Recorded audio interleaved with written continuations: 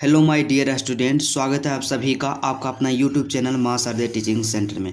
क्या आप class 12th Bihar board का स्टूडेंट हैं और 2025 में बोर्ड का एग्ज़ाम देने वाले हैं? तो मेरे दोस्त, आज का क्लास आपके लिए काफ़ी स्पेशल होने वाला है, क्योंकि आज के क्लास में हम लोग देखेंगे क्या 2025 में बिहार टॉपर बनने के लिए तैयारी कैसे करें। क्या करना है कि 2025 में हम चाह रहे हैं कि बिहार टॉपर बने, उसके लिए अभी से अपनी तैयारी को कैसे करें कि बिहार टॉपर बने या 10 टॉपर की श्रेणी में आएँ। तो इसी के बारे में हम आज चर्चा करेंगे और आपको बताएंगे कि कैसे आपको बेस्ट टाइम टेबल बनाना है, कौन सा किताब आपको पढ़ना है, उसके साथ ही साथ बताएंगे कि किस सब्जेक्ट का तैयारी किस तरह से करना है, नोट्स कैसे बनाना है, सभी का आज विस्तार पूर्वक अध्ययन करेंगे।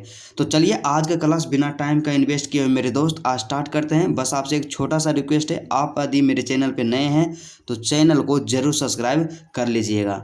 तो सबसे पहला प्रश्न हम लोगों के मन में यही उठता है या डर भी रहता है कि 11th क्या है, 11th कंप्लीट नहीं है क्या, 11th जो है कंप्लीट नहीं है, 11th क्लास में हम अच्छा से पढ़ाई नहीं किए तो क्या 12th में टॉपर बना जा सकता है? तो बेहिचक बना जा सकता है। क्या बेहिचक, इसमें संदेह की कोई बात नहीं है। आपको थोड़ा सा मेहनत ज़्यादा करना होगा, लेकिन 11th कंप्लीट नहीं है फिर भी आप 12th में आप टॉपर बन सकते हैं। क्या फिर भी आप 12th में टॉपर बन सकते हैं? तो इस बात को आप पूरा दिमाग से हटा दीजिए कि 11th मेरा कंप्लीट नहीं है तो हम 12th में बेहतर नहीं कर सकते हैं। क्या 12th में बेहतर नहीं कर सकते हैं? क्योंकि 11th और 12th का जो सिलेबस होता है वो उसमें बहुत डिफरेंस है। और क्या है कि यदि आप 11th को नहीं भी कंप्लीट है, थोड़ा बहुत भी आप 11th पढ़े हैं, तो क्या होगा 12th में आपको किसी भी प्रकार की कोई भी समस्या नहीं होगी। बस आपको एक सही रणनीति और सही स्ट्रेटजी की ज़रूरत है कि आप किस तरह से अपनी तैयारी को करते हैं। उसी पर निर्भर करता है कि आप कितना अंक लाते हैं या आप टॉपर बन पाते हैं या नहीं बन पाते हैं। तो चलिए देखते हैं कि एक टॉपर बनने के लिए आपको किस तरह से शुरू से ही अपनी पढ़ाई को करनी है। तो सबसे पहले क्या कीजिए कि बुक्स परचेज कीजिए। क्या कीजिए? बुक्स परचेज कीजिए। मतलब आप साइंस के स्टूडेंट हैं या आर्ट्स का स्टूडेंट है या कॉमर्स का स्टूडेंट है, मतलब किसी का भी स्टूडेंट है, तो सबसे पहले क्या कीजिए कि आपका जो बुक है सभी को क्या कीजिए, परचेज कीजिए, अपना बुक को खरीदिए। और जितना भी बुक रहे सभी क्या कीजिए, एनसीईआरटी खरीदिए। क्या? सभी एनसीईआरटी बुक खरीदिए। क्या करना है कि अपना बुक को खरीदना और सभी का सभी बुक क्या होना चाहिए, एनसीईआरटी। फर्स्ट काम आपको यही करना है। उसके बाद क्या है कि कई स्टूडेंट यहाँ कन्फ्यूज रहते हैं। जब मैं भी 12th क्लास में था अक्सर कन्फ्यूज रहता था कि मैथ के लिए किस बुक को फॉलो करें। क्या मैथ के लिए किस बुक को फॉलो करें? एक होता है एनसीईआरटी और दूसरा होता है डॉक्टर केसी सिन्हा। तो आपको हम हमेशा सजेस्ट करेंगे कि मैथ के लिए एनसीईआरटी ही काफ़ी है। क्या कि मैथ के लिए जो है एनसीईआरटी ही काफ़ी है। और यदि आप एनसीईआरटी को कवर कर लेते हैं तो एग्ज़ाम में जो भी क्वेश्चन पूछा जाएगा बिहार बोर्ड के द्वारा उससे बाहर नहीं पूछेगा, क्योंकि उसका सिलेबस जो है एनसीईआरटी है। और आज तक रिकॉर्ड है कि एनसीईआरटी के अलावा और कहीं से क्वेश्चन पूछा ही नहीं गया। मतलब एनसीईआरटी में जो सिलेबस है उतना ही क्वेश्चन पूछा गया। मतलब सीधा सा आप समझिए कि किसी भी सब्जेक्ट हो उसके लिए आप क्या कीजिए, एनसीईआरटी बुक का इस्तेमाल करना। चाहे मैथ हो, क्या मैथ हो, तो मैथ के लिए तो और बेस्ट है आप एनसीईआरटी कंप्लीट कीजिए, इधर उधर नहीं भटकिए और उसी से एग्जाम में क्वेश्चन आएगा। उतना यदि आप कंप्लीट करते हैं तो आपका एक भी प्रश्न नहीं छूटेगा। उसके बाद क्या है कि बुक जो है उसमें दो चीज़ और परचेज करना है, दो चीज़ और खरीदना है। पहला जो है क्वेश्चन बैंक। क्या करना है कि क्वेश्चन बैंक खरीदना है। और क्वेश्चन बैंक वैसा खरीदना है कि एक जो आता है ईयर वाइज आता है और एक आता है चैप्टर वाइज। तो आपको क्या करना है कि चैप्टर वाइज वाला जो क्वेश्चन बैंक रहता है उसको खरीद लेना। आप दुकान में जाइएगा, वहाँ बोलिएगा कि क्वेश्चन बैंक चाहिए हमको चैप्टर वाइज वाला। क्या चैप्टर वाइज वाला? तो आपको निकाल करके देगा चैप्टर वाइज वाला क्वेश्चन। और यहाँ पे कई स्टूडेंट कन्फ्यूज होंगे कि 2025 के लिए तो अभी क्वेश्चन बैंक आया नहीं होगा, तो 25 के लिए नहीं आया तो आप नया नहीं खरीदिए। 24 के लिए जो क्वेश्चन बैंक है, क्या 24 के लिए जो क्वेश्चन बैंक है उसी क्वेश्चन बैंक को क्या कीजिए, परचेज कीजिए। क्योंकि जो 24 में क्वेश्चन पूछा गया था आप उसका क्या कीजिए, क्वेश्चन को सिर्फ अपने पास उपलब्ध करवा लीजिए। इसलिए क्या कीजिए, क्वेश्चन बैंक जो खरीदिए 2024 वाला ही, 25 के इंतजार में नहीं रहिएगा। क्योंकि 25 का जो क्वेश्चन बैंक आता है बहुत ही जब कम समय बचता है ना, तब बिहार बोर्ड के द्वारा क्या किया जाता है, जारी किया जाता है, या कोई भी प्रकाशन होता है उसके द्वारा जारी किया जाता है। तो क्वेश्चन बैंक के लिए आप क्या कीजिए कि 2024 वाला ही है उसी को आप परचेज कीजिए और उसी से क्या कीजिए, अपनी पढ़ाई को कीजिए। उसके बाद अगला जो है मोस्ट इम्पोर्टेंट यहाँ पे है कि बीबीडी है। क्या बीबीडी है? BBD all subject. क्या करना है कि ऑल सब्जेक्ट ले लेना। आप जिस भी स्कीम के स्टूडेंट हैं, जैसे कोई आर्ट्स के होंगे या साइंस के होंगे या कॉमर्स के होंगे, तो सभी क्या कीजिए कि एक बीबीडी लीजिए। तो बीबीडी हम इसलिए बोल रहे हैं लेने के लिए कि बीबीडी में क्या होता है कि चैप्टर वाइज रहता है। क्या चैप्टर वाइज ऑब्जेक्टिव रहता है, और चैप्टर वाइज लॉन्ग क्वेश्चन रहता है, और चैप्टर वाइज शॉर्ट क्वेश्चन रहता है। और जो क्वेश्चन पूछा गया उसमें इंडिकेट किया हुआ रहेगा कि 2018 में पूछा गया, 2022 में पूछा गया, 2023 में पूछा गया। इसलिए आप क्या कीजिए, इस सब बुक को खरीद लीजिए। मतलब सिंपली आप देखिए कि आप सबसे पहला काम क्या करना है कि अपना बुक्स को परचेज करना है। तो जो भी आपका क्या है, आप आर्ट्स से हैं तो आर्ट्स वाला जितना भी बुक रहे सबको खरीदिए, और सभी का सभी क्या होना चाहिए, एनसीईआरटी होना चाहिए उसके लिए। उसके बाद फिर क्या है, क्वेश्चन बैंक एक खरीदना है। और उसके बाद क्या करना है कि बीबीडी खरीदना है ऑल सब्जेक्ट का, क्योंकि सब सब्जेक्ट का क्या होता है 12th क्लास में अलग अलग आता है। हिंदी के लिए अलग रहेगा, इंग्लिश के लिए अलग रहेगा। तो सब सब्जेक्ट का क्या करना है, परचेज कर लेना है। उसके बाद क्या है कि हम लोग तो देख लिए कि बुक तो परचेज कर लिए, उसके बाद क्या करना है, तो उसके बाद जो दूसरा स्टेप है आपको क्या करना है कि बेस्ट टीचर का कोर्स परचेज करना है। क्या करना है कि बेस्ट टीचर का कोर्स परचेज करना है। या यदि आप ऑफलाइन पढ़ते हैं या ऑनलाइन पढ़ते हैं, ऑफलाइन यदि पढ़ते हैं तो जो भी आपका बेस्ट टीचर रहे क्या करना है, उन्हीं का कोर्स लेना है या उन्हीं के कोचिंग में पढ़ने के लिए आपको जाना है। तो आप पता कैसे करेंगे कि कौन सा टीचर बेस्ट है?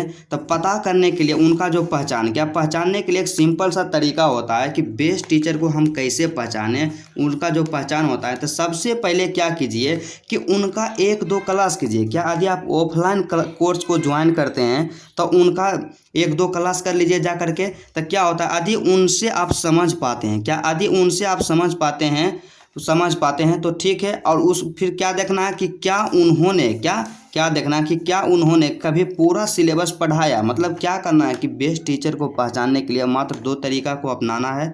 सबसे पहले क्या करना है कि 1-2 क्लास वहाँ पढ़ करके देखना है। क्या ऑफलाइन जाते हैं तो ऑफलाइन पढ़ के देखिए, या ऑनलाइन क्लास करते हैं तो यूट्यूब पे रहेगा उनका क्लास, वहाँ से आप क्या कीजिए 1-2 क्लास को देखिए यदि आप समझ पाते हैं। और फिर क्या देखिए दूसरा कि उन्होंने कभी मतलब पूरा सिलेबस पढ़ाए हैं या नहीं पढ़ाए, क्योंकि नए टीचर जो रहते हैं पूरा सिलेबस कंप्लीट नहीं करते हैं और आधा में ही छोड़ देते हैं। तो आपको ये भी ध्यान रखना है कि जिस टीचर से हम पढ़ना चाह रहे हैं उन्होंने कभी पूरा सिलेबस पढ़ाया है कि नहीं पढ़ाया। यदि आपको समझ में भी आ रहा है अच्छा से और पूरा सिलेबस भी पढ़ाए हैं तो उनका कोर्स आप परचेज कीजिए। क्या उनका कोर्स आप परचेज कीजिए। और मेरे अनुसार यदि देखा जाए तो आप क्या कीजिए, ऑनलाइन कोर्स लीजिए। क्या ऑनलाइन कोर्स लीजिए। इससे क्या होगा कि आपके पास मतलब आपका जो पैसा भी कम खर्च होगा और टाइम बचेगा। क्या पैसा कम खर्च होगा और टाइम बचेगा, और कंटेंट भी बेस्ट रहेगा। क्योंकि क्या कंटेंट भी बेस्ट रहेगा, मतलब ऑफलाइन से थोड़ा बहुत भी कम नहीं रहेगा। लेकिन मेरे अनुसार यदि देखा जाए तो ऑफलाइन के अपेक्षा ऑनलाइन ही बेस्ट रहेगा। क्या ऑनलाइन ही बेस्ट रहेगा। अब हम क्या किए कि बुक को परचेज किए, कोर्स को परचेज कर लिए। अब क्या करना है कि पढ़ें कैसे। क्या अब तो क्या करना है कि आप पढ़ें कैसे। तो पढ़ने के लिए जो टेक्निक है, कुछ रूल्स है, उसको आपको क्या करना है कि फॉलो करना है। तो सबसे पहले क्या करना है कि सबसे पहले आपको एक काम करना है कि गोल सेट करना है। क्या करना है कि गोल सेट करना है। तो गोल क्या सेट करना है कि जैसे क्या है कि कोई स्टूडेंट बिहार टॉपर बनना चाहता है। क्या कोई स्टूडेंट बिहार टॉपर बनना चाहता है तो वे अपना गोल सेट करेंगे कि हाँ हम टॉपर बनना चाहते हैं। कोई स्टूडेंट होगा जो 10 टॉपर के श्रेणी में आना चाहता है, या कोई स्टूडेंट का जो सपना होगा कि हम क्या करना है कि 450 नंबर लाना है। क्या 450 नंबर लाना है, या आपको 400 नंबर लाना है। तो इसी तरह से क्या करना है कि आपको गोल सेट करना है। और जब भी गोल सेट करना है क्षमता से अधिक सेट करना है। क्या क्षमता से अधिक सेट करना है, क्योंकि यदि आप क्षमता से अधिक सेट कीजिएगा तो उससे कम थोड़ा बहुत मिलेगा। तो यहाँ पे देखिए क्या करना है कि यदि मान लिया जाए किसी स्टूडेंट को 400 नंबर अंक लाना है, मतलब 80% लाना है, तो आप सेट कीजिए कि हमको 450 लाना है। क्या 450 लाना है। यदि आप 450 अपना गोल लेकर के चलते हैं, एम लेकर के चलते हैं, तो आपको 420 क्या आपको 420 और 430 कितना कम आएगा तो 400 अंक तो जरूर आएगा। और लेकिन आप अपना गोल 400 ही सेट करते हैं तो उसमें आप 350 में अटक सकते हैं। क्या 350 में भी अटक सकते हैं। इसलिए आप क्या करना है कि सबसे पहले गोल सेट करना है कि आपको कितना अंक लाना है, आपको क्या बनना है। और जब भी गोल सेट करना है तो अपने क्षमता जो होता है उससे क्या करना है, अधिक गोल सेट करना है। उसके बाद कई स्टूडेंट के मन में यह प्रश्न उठता होगा कि टाइम टेबल कैसे बनाए, क्या एक बेस्ट टाइम टेबल जो टॉपर बनाता है, क्या एक टॉपर बनने के लिए, क्या टॉपर बनने के लिए बेस्ट टाइम टेबल क्या है, मतलब किस टाइम टेबल से हम पढ़ें कि एक बेहतर स्टूडेंट बने। तो सबसे पहले आपको बता देते हैं मेरे दोस्त कि यदि आप टाइम टेबल बनाते हैं, क्या टाइम टेबल बनाते हैं, तो टाइम टेबल को मात्र 4 से 5 दिन ही फॉलो कर पाइएगा। क्या टाइम टेबल को 4 से 5 दिन ही फॉलो कर पाइएगा, इसलिए टाइम टेबल पे कभी बना करके पढ़ना ही नहीं है। उसके बाद दूसरा क्या है कि किस सब्जेक्ट को कितना घंटा पढ़ना चाहिए, क्या किस सब्जेक्ट को कितना घंटा पढ़ना चाहिए। तो सबसे पहले यहाँ क्या है कि किस सब्जेक्ट को कितना घंटा पढ़ना चाहिए, तो घंटा मैटर नहीं करता है। क्या घंटा मैटर नहीं करता है, क्योंकि मेरे दोस्त आप कितना घंटा पढ़ते हैं उससे कहीं ज़्यादा ज़रूरी है कि आप क्या पढ़ते हैं। तो अब बात यहाँ पे आया कि टाइम टेबल भी नहीं बनाना है, क्या टाइम टेबल को भी नहीं बनाना है और किस सब्जेक्ट में कितना घंटा देना है, मतलब घंटा के अनुसार भी नहीं पढ़ना है। तो अपनी तैयारी को किस तरह से करना है, तो चलिए उसको देखते हैं। आप क्या किए हैं कि जब कोर्स किसी टीचर का लिए हैं या ऑफलाइन जब आप क्लास जाते हैं तो क्या होता है कि सभी सब्जेक्ट का जाइएगा, तो क्या कीजिएगा कि सभी विषय, क्या सभी विषय का प्रत्येक दिन क्लास कीजिए। क्या करना है कि सभी विषय का प्रत्येक दिन क्लास कीजिए, करना है। यदि आप ऑफलाइन जाते हैं तो ऑफलाइन सभी विषय का प्रत्येक दिन करना है, और यदि ऑनलाइन आप क्लास परचेज करते हैं, कोर्स परचेज करते हैं, तो उसमें क्या करना है कि सभी विषय को प्रत्येक दिन पढ़ना है। यदि आप लाइव पढ़ाते हैं तो लाइव पढ़ना है, सभी विषय का प्रत्येक दिन क्या करना है, पढ़ना है। उसके बाद जब आप पढ़ लीजिएगा, क्लास समाप्त हो जाएगा। क्या क्लास समाप्त होने पर, मतलब एक दिन में जितना सभी सब्जेक्ट, मान लीजिए आपका 5 सब्जेक्ट है तो पांचों सब्जेक्ट का आप क्लास कर लिए, और जब क्लास समाप्त हो जाए, क्या जब क्लास समाप्त हो जाए तो उसी दिन क्या करना है, जब क्लास समाप्त हो गए तो उसी दिन क्या करना है कि जितना पढ़ाया गया, क्या क्लास में जितना पढ़ाया गया उसी दिन कंप्लीट कीजिए। क्या कीजिए कि वो जितना पढ़ाया गया, आप जब क्लास किए सभी सब्जेक्ट का, कि मैथ में जितना पढ़ाया गया उसी दिन कंप्लीट कर लेना है, फिजिक्स में जो पढ़ाया गया उसी दिन कंप्लीट कर लेना है। उसके बाद क्या करना है कि नोट्स बनाना है। क्या करना है कि नोट्स बनाना है, मतलब सिंपली आप समझिए कि आप जब क्लास कीजिएगा प्रत्येक दिन प्रत्येक सब्जेक्ट का, तो कुछ ना तो कुछ पढ़ाया जाएगा, तो जितना पढ़ाया जाएगा उसी दिन कंप्लीट कर लेना है। क्या जिस दिन पढ़ाया गया उसी दिन कंप्लीट कर लेना है, और जितना पढ़ाया गया उसका क्या करना है, नोट्स बना लेना है। क्या करना है, नोट्स बना लेना है। उसके बाद फिर क्या करेंगे, उसके बाद हम लोग करेंगे कि जो चैप्टर खत्म हो जाए, क्या जिससे मान लीजिए पढ़ते गए कोई चैप्टर खत्म हो गया, कि जो चैप्टर खत्म हो जाए उसका ऑब्जेक्टिव, क्या उसका objective plus question bank complete करना है। क्या करना है कि ऑब्जेक्टिव और क्वेश्चन बैंक कंप्लीट करना है, क्योंकि हम लोग जानते हैं कि एग्जाम में क्या होता है कि ऑब्जेक्टिव जो होता है 50 अंक का पूछा जाता है, मतलब सब्जेक्टिव 50 अंक का और ऑब्जेक्टिव 50 अंक का, दोनों का वेटेज क्या होता है, सेम रहता है। तो आपको क्या करना है कि जो भी चैप्टर खत्म हो, चाहे फिजिक्स का रहे, चाहे केमिस्ट्री का रहे, या मैथ का रहे, या आर्ट्स के आप स्टूडेंट हैं, हिस्ट्री रहे, ज्योग्राफी रहे, जो भी रहे, आपको क्या करना है कि एक चैप्टर खत्म हुआ तो उसका ऑब्जेक्टिव, जितना भी ऑब्जेक्टिव है उसको कंप्लीट कर लेना है। क्वेश्चन बैंक में मतलब जितना भी पिछले साल पूछा गया है उस चैप्टर से, तो उसको क्या करना है, कंप्लीट कर लेना है जब खत्म हो गया। उसके बाद फिर अगला जो आपको काम क्या करना है कि प्रत्येक दिन, क्या प्रत्येक दिन प्रत्येक सब्जेक्ट पढ़ना चाहिए। क्या करना चाहिए कि प्रत्येक दिन प्रत्येक सब्जेक्ट पढ़ना चाहिए। मतलब स्वाभाविक है कि आपका जब क्लास समाप्त होगा तो आप प्रत्येक दिन प्रत्येक सब्जेक्ट का क्लास कीजिएगा, तो उसका क्या करना है, उसी दिन क्या कर लेना है, कंप्लीट कर लेना है, नोट्स वोट्स बना करके। उसके बाद अगला जो आता है यहाँ पे जो मोस्ट इम्पोर्टेंट है, कि यदि कोई सब्जेक्ट आप प्रत्येक दिन पढ़ें या ना पढ़ें, लेकिन सबसे ज़्यादा और महा ज़रूरी है क्या है कि मैथ। क्या मैथ का जो प्रैक्टिस है, क्या मैथ का प्रैक्टिस डेली करना है। क्या मैथ का प्रैक्टिस डेली करना है, क्योंकि मैथ क्या है कि यदि उसका आप प्रैक्टिस डेली नहीं करते हैं तो आपके दिमाग से निकलते जाता है। इसलिए आपको ध्यान देना है कि यदि आप मैथ के स्टूडेंट हैं, मतलब साइंस के स्टूडेंट हैं, और उसमें आप मैथ लिए हैं, तो मैथ का क्या करना है, प्रैक्टिस डेली करना है। क्या डेली प्रैक्टिस करना है। उसके बाद सबसे मोस्ट इम्पोर्टेंट यहाँ पे है, क्या सबसे मोस्ट इम्पोर्टेंट है कि वीक, मतलब कि सप्ताह में, क्या सप्ताह में केवल 5 दिन ही पढ़ना है। क्या करना है कि सप्ताह में केवल 5 दिन ही पढ़ना है, मतलब 5 दिन ही नया चीज़ पढ़ना है।